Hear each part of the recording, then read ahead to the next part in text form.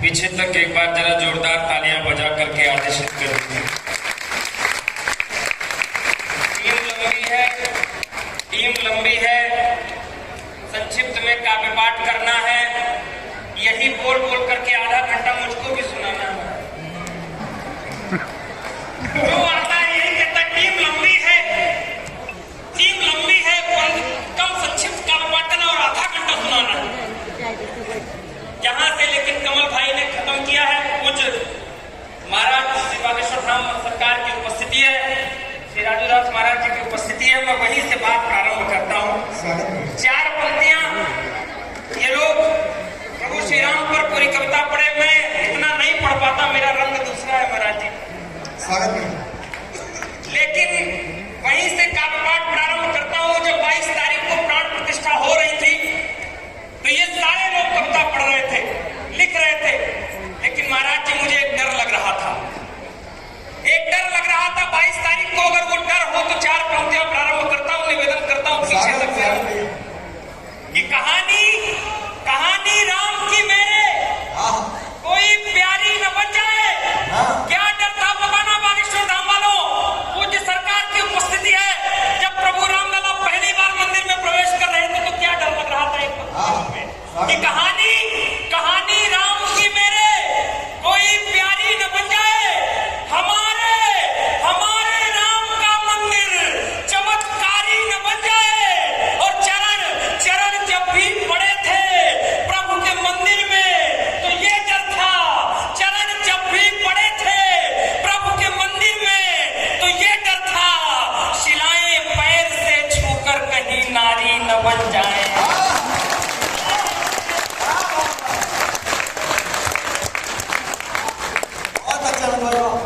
अब महाराज जी अब मैं अपने रंग में आता हूँ।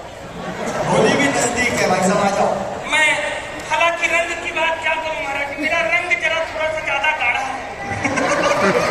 1.5 पाव वालों दीदी से पाउडर लेके लगाने के बाद इतना गोरा हो पाया हूं।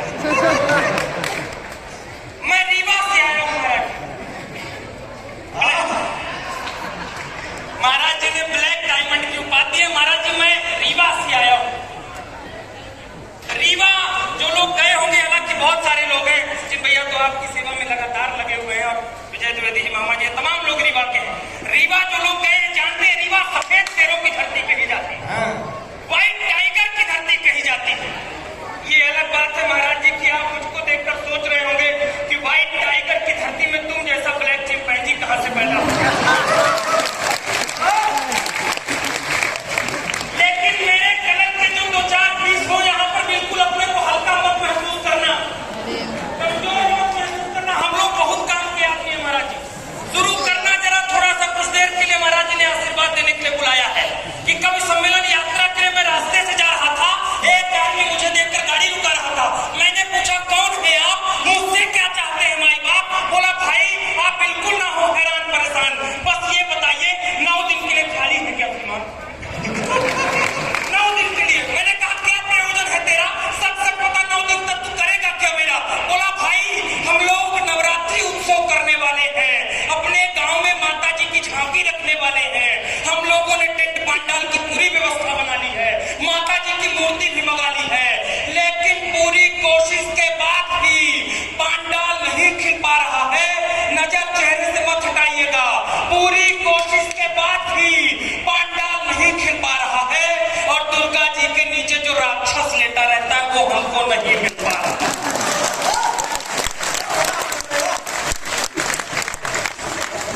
आनंद के साथ रहिएगा। हॉस्पिटल राजनीति की बात कर रहे थे ये लोग, इतनी राजनीति की बात की महाराज जी, मैं राजनीति की बात नहीं कर पाता। हम चुनाव से निपट के आए, आगे एक सामने और चुनाव, राजनीति की बात क्या करें आप। एक बार चुनाव से निपट के आइए तो ऐसा लगता है जैसे कुंभ नहा के आ गए। हमारे यहाँ एक नेताजी चुनाव प्रचार करने आए तो बाहर से ही बोले क्या समस्या है आपकी? हम कहे कोई समस्या नहीं सर, हमारे यहाँ कोई समस्या नहीं, सड़क है, पानी है, बिजली है, सब है, केवल एक दिक्कत है हमारे यहाँ शमशान नहीं। जब कोई बुजुर्ग गुजरता है तो बड़ी दिक्कत होती है, शमशान नहीं है हमारे यहाँ। नेताजी और खतरनाक थे, बोले इस बार हम हम लोगों को वोट दीजिए, एक एक घर में शमशान बना देंगे। अच्छा, एक नेताजी और आए, बोले इस बार हम लोगों को फिर से वोट दीजिए, विकास होगा।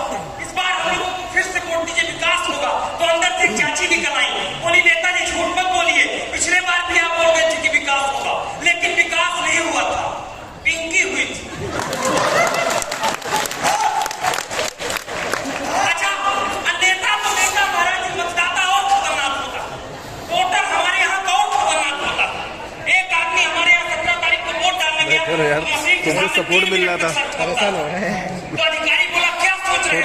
बैठे बोला नहीं सर, सोच नहीं रहा हूँ, दरअसल जो रात को एक बोतल दे गया था उसका चुनाव चिन्ह याद नहीं आ रहा है।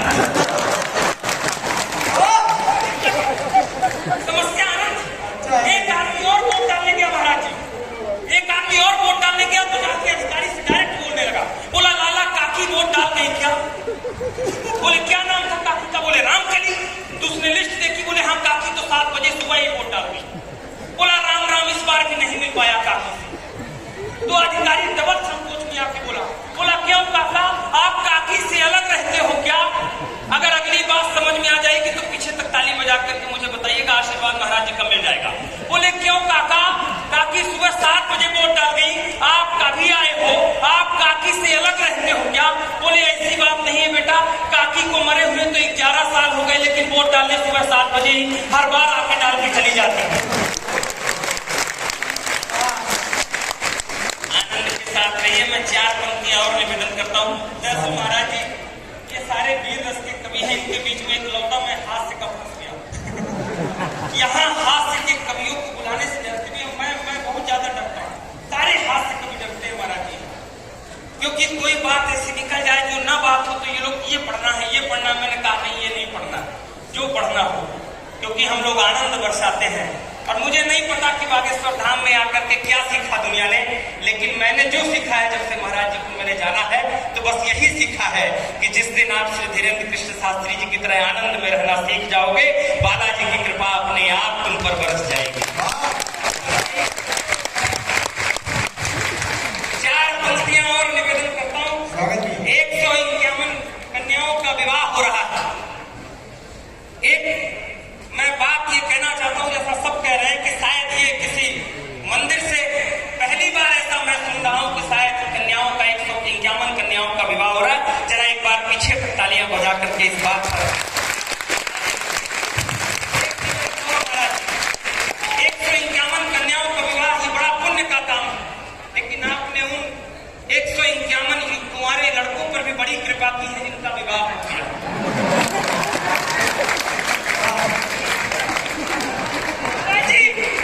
इस सृष्टि में हमारे यहाँ ये बड़ी दिक्कत, कुंवारे लड़कों का विवाह नहीं हो रहा, बल्कि बुजुर्ग दोबारा पढ़ने पर तुले हुए हैं।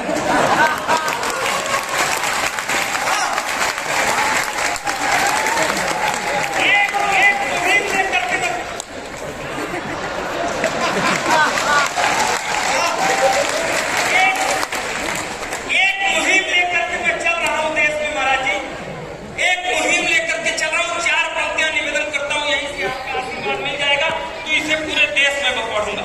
निवेदन कर रहा हूँ, सुनिए।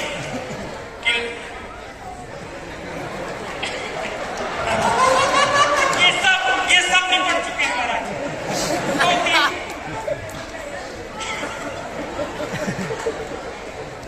4 पंक्तियां सुनिए, मैं निवेदन कर रहा हूँ, ये मुहिम लेकर के मैं देश में बढ़ रहा हूँ, निवेदन कर रहा हूँ कि लड़कों से ज्यादा ब्याह बूढ़ों के जो हो रहे हैं, कुंवारे मन के साथ सुनना, क्योंकि मैं कुंवारों का राजा राम मोहन राय कहा जाता हूँ। इसने जान छोड़ दी। कुंवारे मन के साथ सुनना, बुजुर्ग भले इसको ना सुन सके तो दिल में पत्थर रख के सुने। पटेलिया दादा मुझको अलग से घूर के देखने लगते हैं जब मैं ये पंक्तियां पढ़ता हूँ। 4 पंक्तियां में निवेदन कर रहा हूँ, एक मुहिम सुन लीजिए, निवेदन कर रहा हूँ। आनंद के साथ रहिए, क्योंकि महाराज जी परमानंद में रहते हैं तो हम सबको आनंद में रहना चाहिए। लड़कों से ज्यादा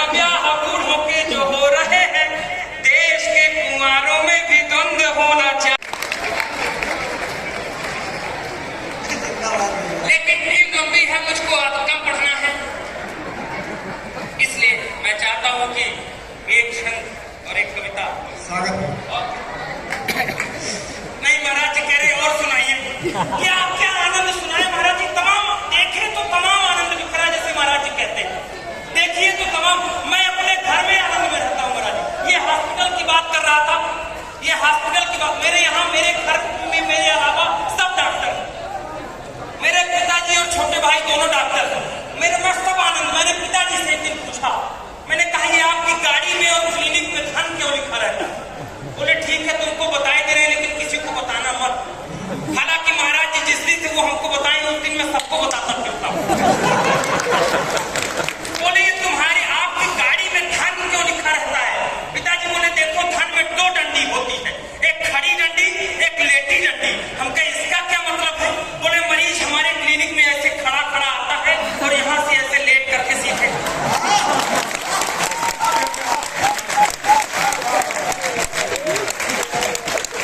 अच्छा प्लस का एक और मतलब है महाराज जी, प्लस का आपके यहाँ डॉक्टर सुनने बहुत आए थे। प्लस का एक और मतलब है महाराज जी, मरीज चाहे जितने घाटे में रहे, डॉक्टर हमेशा प्लस में ही रहेगा।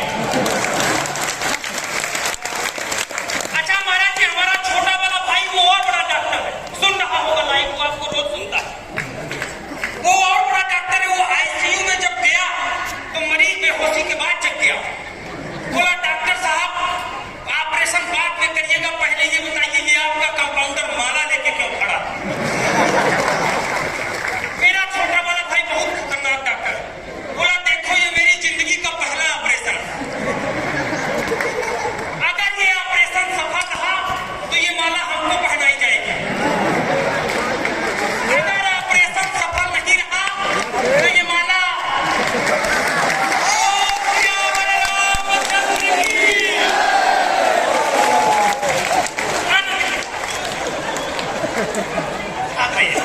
कोई दिक्कत वाली बात नहीं, मस्ती के साथ रहिए, आनंद के साथ। ये बता रहे थे हल्दी लग रही है तो मुझको जल्दी है। ये महाराज जी ये हल्दी का नाम है तो ये माला पहना दिया। हालांकि महाराज जी ये माला मुझको तभी अच्छी लगी थी जब मेरी श्रीमती जी ने मुझको जयमाले में पहनाई थी। उसके बाद से ये गले की फांसी भी लगने लगता है।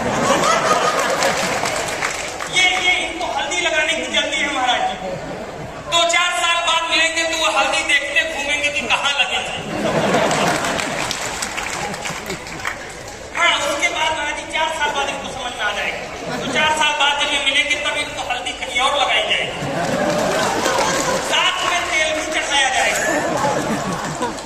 एक मैं महाराज जी क्योंकि मैं तरोताजा विवाहित उभरता हुआ पति, एक दिन वो मुझसे कह रही थी कहीं जानते हैं आपको पाने के लिए मैंने 16 सोमवार के व्रत रखे। मैंने कहा अगर ना रखती तो?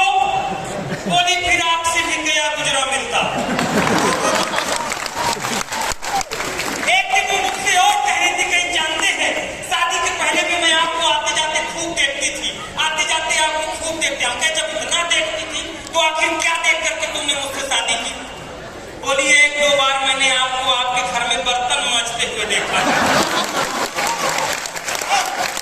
4 पंक्तियां निवेदन करता हूँ जिसके लिए आया हूँ वो सुनाने के लिए। स्वागत है। संस्कार हमारे यहाँ अंतिम पंक्तियां संस्कार की पढ़ के अपना स्थान लेता हूँ क्योंकि टीम महाराज जी अंतिम इसीलिए पढ़ता हूँ संस्कार की पंक्तियां क्योंकि ये लोग मुझको इसीलिए अंतिम संस्कार की कवि कहते हैं। कोई महाराज जी संस्कार इसलिए पढ़ना चाहता हूँ क्योंकि मैं बघेलखंड से बुंदेलखंड के बगल से, हमारे यहाँ संस्कार आपके जैसा ही है बिल्कुल। हम लोग संस्कार से बिल्कुल मिले जुले। हमारे यहाँ संस्कार ज्यादा पाया जाता है महाराज। हमारे यहाँ संस्कार इतना खतरनाक है महाराज जी कि एक सज्जन दिवंगत हुए तो उनके 2 बेटे थे। बड़ा वाला बोला कि छोटू तुम बाबूजी की अस्थियां लेके प्रयाग चले जाओ।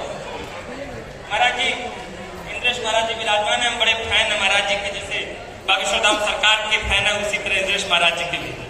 सुनिए हमारे यहाँ संस्कार महाराज जी ज्यादा पाया जाता है ये बघेलखंड बुंदेलखंड में। हमारे यहाँ एक सज्जन दिवंगत हुए तो बड़ा वाला छोटू को बोला कि छोटू तुम बाबूजी की अस्थियां लेके प्रयाग चले जाओ, हम जरा 13वीं की तैयारियां कर लें। अब छोटू गया प्रयागराज, 10 किलोमीटर नैनी में जाम लग गया पहले, तो वहीं नाले में बाबूजी की अस्थियां निपटा के चला आया। अब बड़े वाले को लगा महाराज जी की गया नहीं तो दूसरे दिन भूमिका का दिन लगा।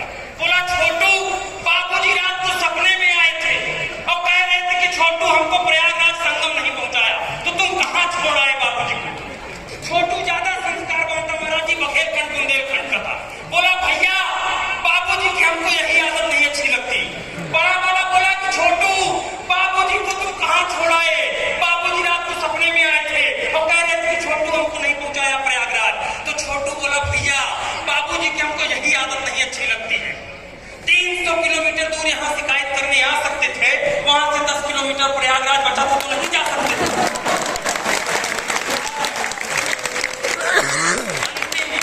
अंतिम 4 पंक्तियां पढ़ के अपना स्थान लेता हूँ।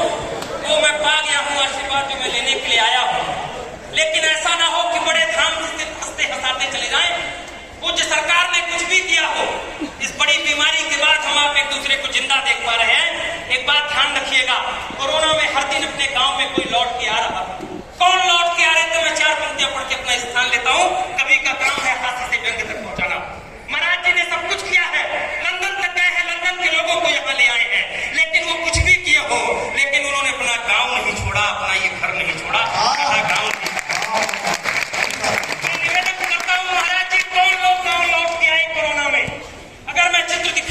आशीर्वाद दे दीजिएगा, विदा करिएगा मुझे। कि कष्ट दे रही बहुत, सीख दे रही है, किंतु इस बीमारी से कई राज गांव आ गए। कौन लोग गांव लौटे? इन आकाश से उतरते हुए लेता हूँ। कौन लोग कोरोना में गांव लौटे, जो मैं बता रहा था। एक एक दृश्य दिखाता हूँ कि कौन लोग कोरोना में गांव लौट करके आ रहे थे। पूज्य संतजन विराजमान है कि कष्ट दे रही वो कष्ट दे गई, बहुत सीख दे गई है, किंतु इस बीमारी से कई राज गांव आ गए। माटी की पवित्रता को कहते देहाती थे, जो शहरों से होके वो नाराज गांव आ गए। अंतिम पंक्तियों पर आपका आशीर्वाद चाहता हूँ कि माटी की पवित्रता को कहते देहाती थे, जो शहरों से होके वो नाराज गांव आ गए। बूढ़ी माँ ये सोच रही, उसे नहीं पता कि कौन सी बीमारी आई है, क्या हुआ है। बूढ़ी माँ ये सोच रही, बूढ़ी माँ ये सोच रही, बेटे उसे मिलने को